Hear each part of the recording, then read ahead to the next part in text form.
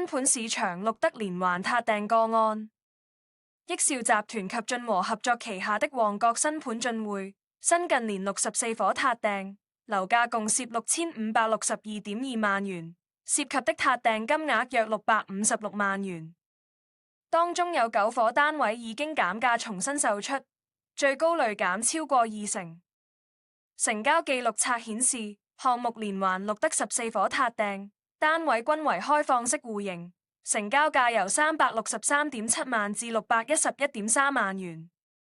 該批單位源於2022年售出，最新分別於本月初正式終止成交，全數單位均遭沒收10%訂金，發展商合共殺定約656萬元。修改價單提供額外18%至20%折扣優惠。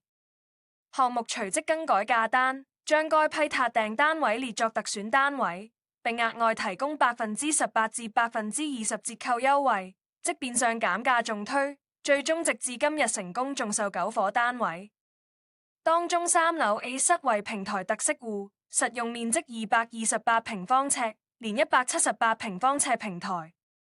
單位源於2022年1月以611.3萬元沽出，最新撻訂後則以455.3萬元中售，尺價19,969元，較撻訂前大幅減價156萬元或25.5%。